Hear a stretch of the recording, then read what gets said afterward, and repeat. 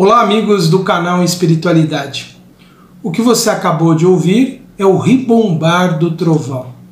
E por que é o título do nosso programa de hoje, já que estamos agora quase finalizando esse nosso estudo, essa nossa reflexão sobre o capítulo 1 de Evangelho segundo o Espiritismo, eu não vim destruir a lei. Essa expressão Ribombar do Trovão é mencionada pelo espírito Fénelon, que hoje nós vamos comentar a comunicação que ele deu no ano de 1861.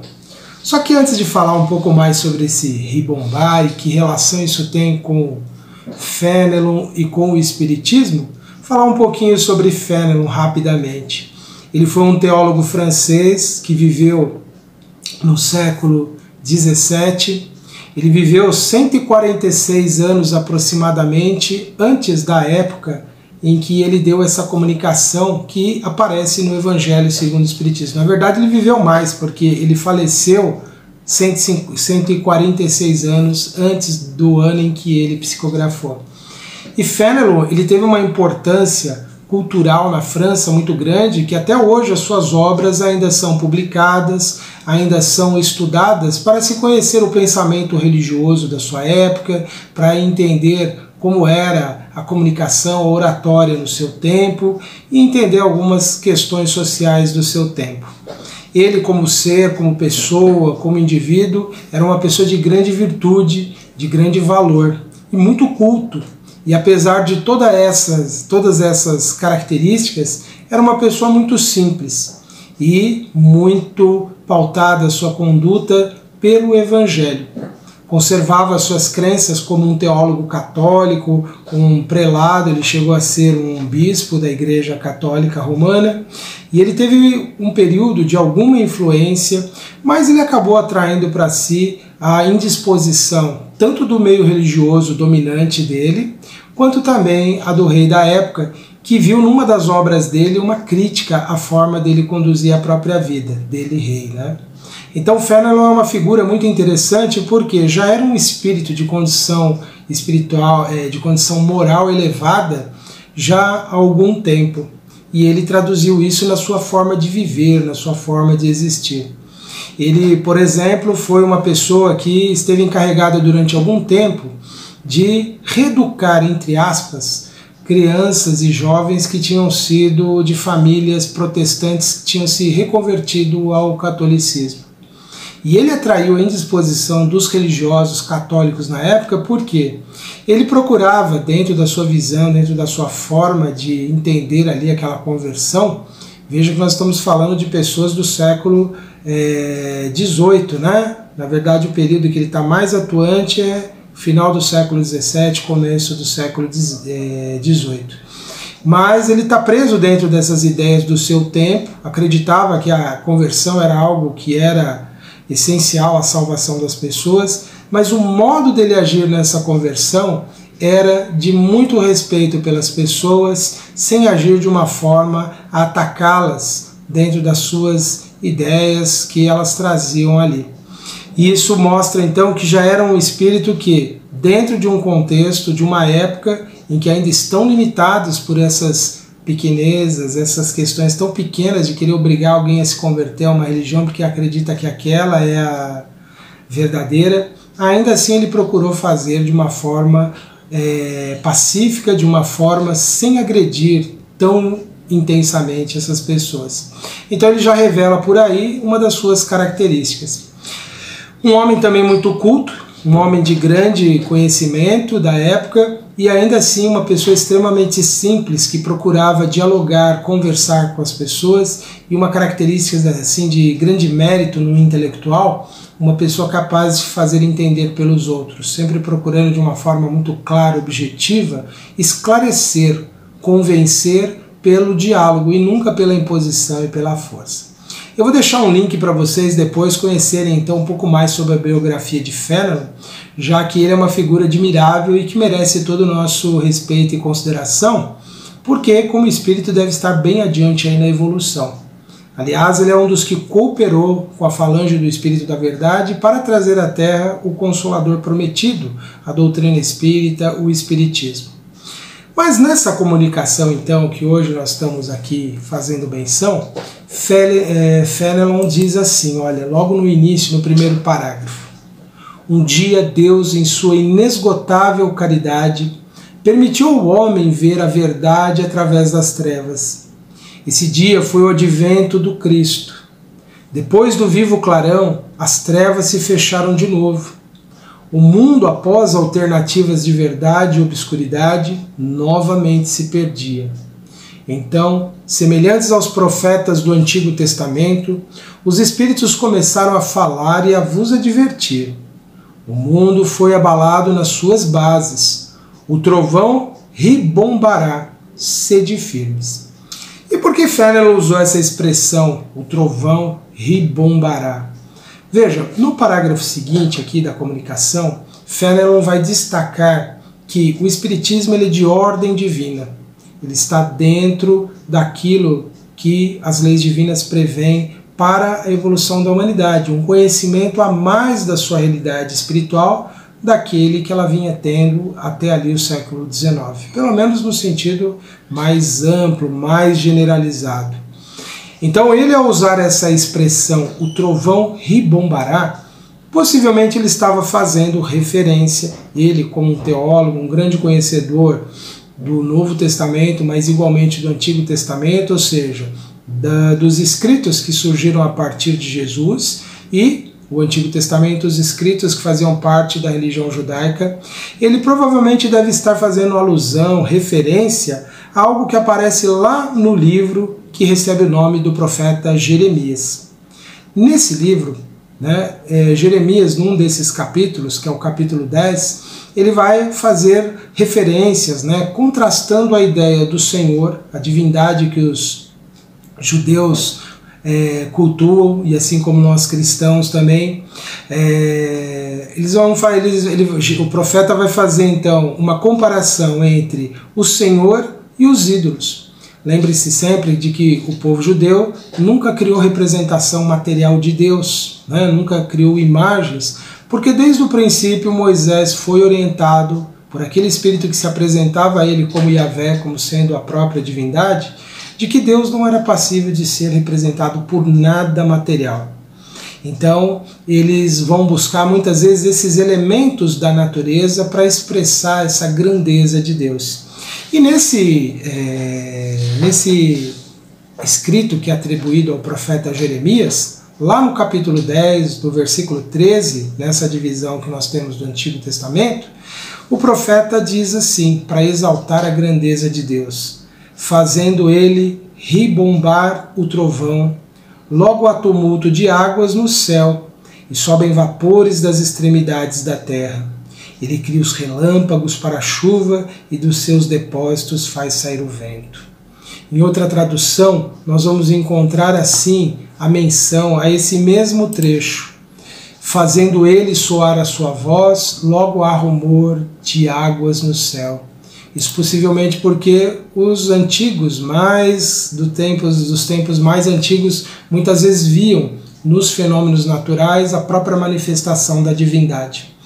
O que é interessante para nós, ao falarmos de Fénelon, então, desse intelectual ali do final do século XVII, início do século XX, do século XVIII, ele vai buscar uma figura ali, uma representação para relacionar ao seu conhecimento o ribombar do trovão, a partir dessa ideia de Jeremias, para mostrar que o Espiritismo é algo divino, ou seja, essas manifestações espíritas estavam dentro de uma ordem divina.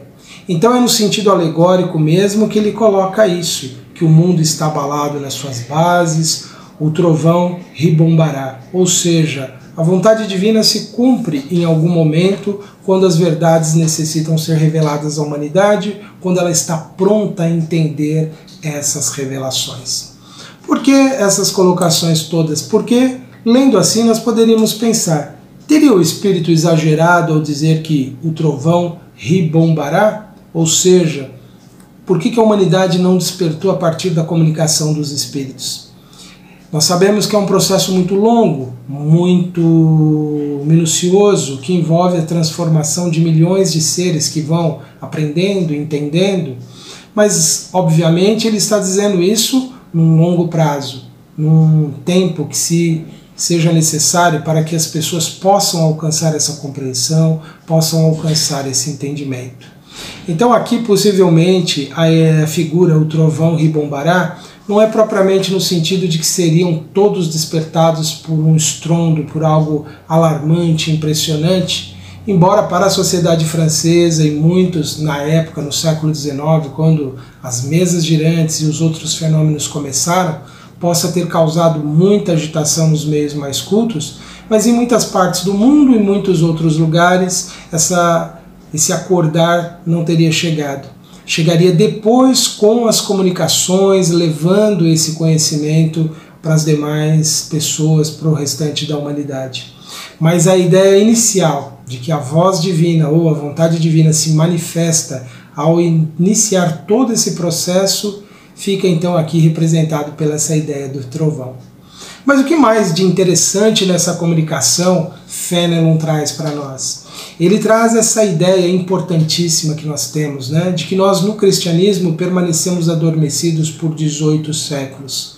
Nos perdemos em controvérsias inúmeras, em balelas, criamos guerras justificando motivos religiosos, quando na verdade existiam muito mais eram interesses econômicos e de dominação sobre os outros, era muito mais vaidade querendo dominar e subjugar do que propriamente o desejo de esclarecer.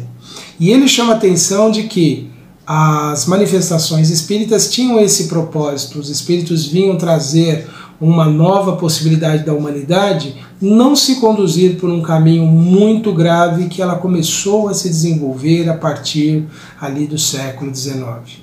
Ele, como alguém que já compreendia a importância dos ensinamentos morais, e não estamos falando aqui da moral convencional de nenhuma sociedade em alguma época, estamos falando da moral do Evangelho, mas não aquela limitada pelas interpretações do mundo ocidental. Uma moral muito mais elevada, a moral verdadeiramente cristã, aquela que aos poucos nós vamos descobrindo a partir do esclarecimento dos espíritos que nos levam a entender exatamente as leis divinas.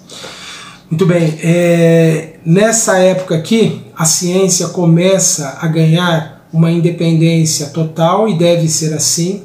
O conhecimento deve ser estabelecido sem nenhum tipo de limitação religiosa, mas ele não pode levar o homem apenas a uma visão limitada da vida, levando o homem a imaginar que a única forma de ser feliz é da satisfação dos seus interesses mais imediatos, não é apenas buscando o conhecimento apenas com a finalidade de usufruir da vida terrena e gozá-la ao máximo possível, exacerbando os sentidos.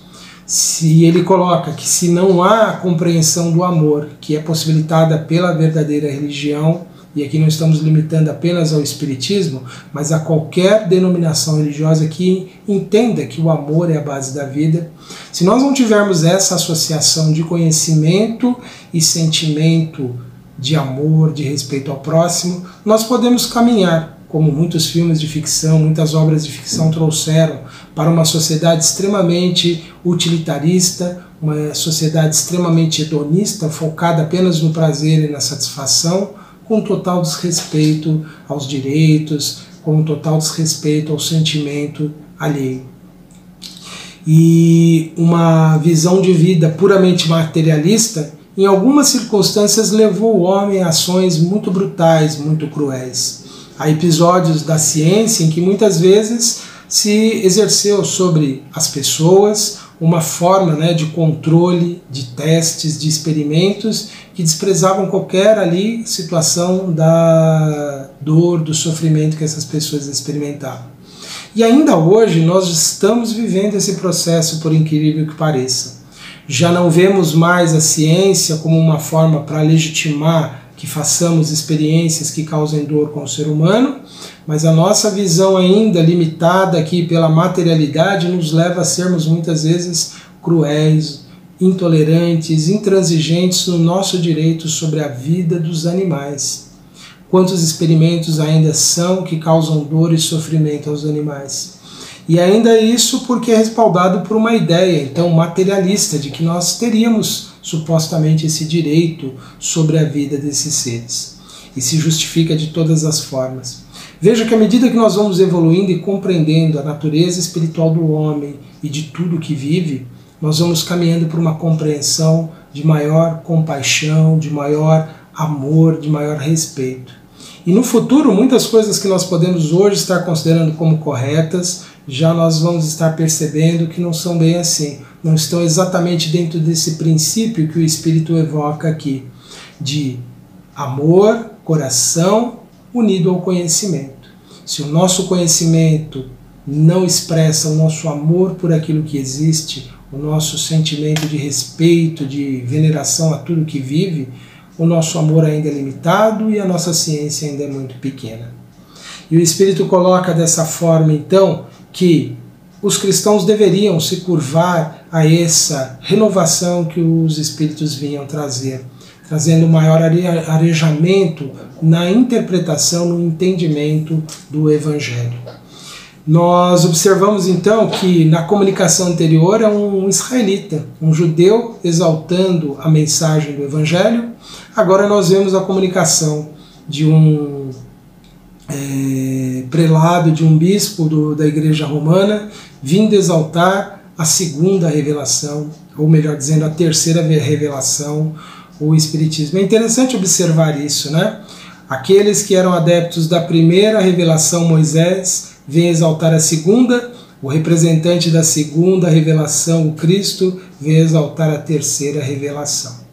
Mas ele traz novas colocações aqui, ou ele continua fazendo as suas colocações muito interessantes, como essa. A revolução que se prepara é mais moral do que material. Os grandes espíritos mensageiros divinos insuflam a fé, para que todos vós, obreiros esclarecidos e ardentes, façais ouvir vossa humilde voz. Porque vós sois o grão de areia, mas sem os grãos de areia não haveria montanhas. Assim, portanto, que estas palavras, nós somos pequenos, não tenham sentido para vós. A cada um a sua missão e a cada um o seu trabalho. A formiga não constrói o seu formigueiro e os animaizinhos insignificantes não formam os continentes? Possivelmente aqui ele deve fazer referência a alguma ideia ainda limitante daquela época sobre a formação aí dos continentes. Nós sabemos que nenhum animal constrói continentes, mas ele pode sim talvez estar fazendo referência à presença daqueles pequenos animais, os quinidários do tipo dos corais, que constroem os recifes de corais, que podem se tornar verdadeiras construções monumentais, como nós temos a barreira de corais lá na Austrália. Mas a parte essa informação biológica aqui, ele faz menção então, no final, a essa ideia, né, de que nós, independente do quanto nós temos de influência sobre o mundo, do quanto nós possamos nos considerar insignificantes, cada uma das nossas contribuições em favor desse progresso do mundo é considerável, é importante, porque juntando as forças nós podemos aos poucos produzir essa grande transformação. Ele vem como alguém visionário, mas de algo possível de se realizar. Se as pessoas realmente se unissem naquele século, como ainda podem até hoje, em grandes causas, com objetivos amplos de elevação, de esclarecimento, podem ainda assim trazer grande conhecimento, pode trazer assim grandes e significativas mudanças para a humanidade. E ele prossegue finalizando dizendo assim: a nova cruzada começou. Apóstolos da paz universal e não da guerra, modernos São Bernardos. Olhai para a frente e marchai. A lei dos mundos é a lei do progresso. Ele, como católico, como conservando ainda da sua cultura, do seu conhecimento, ele deve estar fazendo provavelmente referência a esse São Bernardo, ao santo da Igreja Católica, até hoje conhecido como São Bernardo de Claraval, o Dr. Melífluo. É um dos teólogos da Igreja, ele viveu no século XI da era cristã, e ele era admirador da Ordem dos Templários, né? fez algumas exaltações dessa ordem monástica que tinha características ali de militares. Embora seja muito discutível todo o trabalho, toda a época ali do tempo dos templários, os objetivos, a finalidade deles de protegerem ou não os peregrinos, no caso deles terem grande poder econômico, né, e houve uma série de conflitos envolvendo até que eles fossem dissolvidos, não poderiam mais se organizar, mas ele está trazendo ali uma virtude, né, a virtude daquele que vai se dispor a um trabalho, a uma grande tarefa, né, que aqui dentro das limitações da linguagem ele usa essa expressão de nova cruzada. Mas ele coloca isso, né, que hoje somos, ou deveríamos ser todos, apóstolos da paz universal. Se temos que trabalhar intensamente por algo, não é para conquistar o outro, para convencê-lo, para subjugá-lo, mas sim para estabelecermos a paz universal. E ele conclui dessa forma: a lei dos mundos é a lei do progresso. É um espírito, então, que vem nos mostrar, né, nessa sua comunicação toda, com todas essas referências que ele faz a tantos conhecimentos da tradição cristã. Aliás, num dos parágrafos aqui que eu não li, que é o parágrafo 2º, que é o do meio, ele fala sobre as virgens loucas de uma das parábolas do Evangelho, que em outra ocasião nós vamos comentar sobre elas. Mas, no caso, então, fica para nós a mensagem de que o Espiritismo é essa grande oportunidade que a humanidade tem para encontrar a união entre o conhecimento espiritual e as necessidades que a vida material nos traz. É um grande chamado que nós temos para essa realidade transcendente da vida. E apenas quando nós nos conscientizarmos profundamente disso é que nós vamos realmente encontrar um sentido muito maior em nossas vidas, em tudo que nós temos feito. Eu convido todos então neste instante para a nossa prece, em agradecimento a Deus pela bênção da vida e por tudo que o Senhor nos oferece. Pai de infinita misericórdia, nós te pedimos, Senhor, que possam todos que trabalham pelo progresso, pela paz da humanidade, possam encontrar sempre forças para vencer, para transcender as suas limitações, as suas dificuldades, e que possam todos alcançar êxito em suas tarefas de elevação e de transformação de si próprios. Que possamos, Senhor, todos unidos pelo desejo da paz, do trabalho, do progresso comum, que possamos todos nos elevar e nos engrandecer. Que assim seja, Senhor. Graças te damos. E é isso, meus amigos, que nós temos para este momento. Que todos possam estar em paz, sempre recebendo aí o auxílio de que mais necessitam. Continue acompanhando aqui nossa programação no canal Espiritualidade, curtindo os nossos vídeos, as demais programações e acompanhando também as nossas atividades no site antenormorais.com.br. Antes de terminar, eu queria trazer para vocês uma citação aqui que é atribuída então a São Bernardo, que eu acabei de falar para vocês. Aliás, essa citação não é o São Bernardo que eu citei, é um outro que viveu tempos depois, esse já no século 17, 1605, é o ano que ele nasceu. E esse São Bernardo disse assim, olha: santidade sem serviço aos outros pode ser apenas um ideal, mas no concreto, essa luta, esse bom combate é para sermos melhores em Deus, melhores uns para com os outros. E esse São Bernardo, que não é o primeiro que possivelmente Fénelon citou, ele tem também um aspecto interessante da sua história. Ele se converteu verdadeiramente ao cristianismo após um duelo, em que ele levou uma pessoa à morte nesse duelo. E ele sofreu uma profunda transformação na sua vida, arrependendo-se e mais tarde entendendo, né, de que se nós não estivermos nessa santidade, servindo uns aos outros, ela é vazia. E se nós não tivermos nessa santidade para sermos melhores em Deus, segundo as suas leis, nós também não estaremos alcançando isso. Então fica aí esse pensamento para, junto com tudo isso que a gente falou hoje de Fénelon, também a gente refletir sobre as nossas vidas. Um grande abraço a todos e até a próxima.